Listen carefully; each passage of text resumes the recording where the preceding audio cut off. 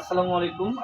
আপনারা দেখতে পাচ্ছেন আমরা টিম ফেরি বাইক রাইডার্স ইতিমধ্যে ভোমরা স্থলবন্দরে এসে পৌঁছেছি। আমাদের ক্রস কান্ট্রি ট্যুরের দ্বিতীয় যে মাইল ফলকটি ছিল সেটি হচ্ছে ভোমরা স্থলবন্দর।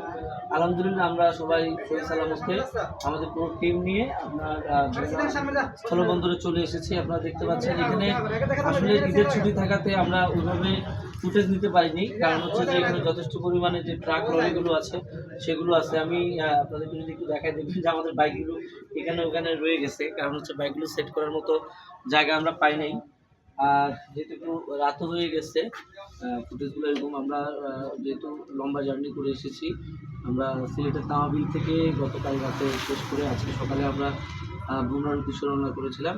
ইনশাআল্লাহ আমরা পৌঁছেছি। আজকে রাতে আমরা টিম ফেরি বাইক রাইডার্স সাতক্ষীরায় অবস্থান করবো এবং আগামীকাল সকালে আমরা যথারীতি আমাদের তেঁতুলিয়ার উদ্দেশ্যে যাত্রা শুরু করব। সবাই আমাদের জন্য দোয়া করবেন। দেখা হচ্ছে তেঁতুলিয়াতে। Safe drive, safe life, please enjoy.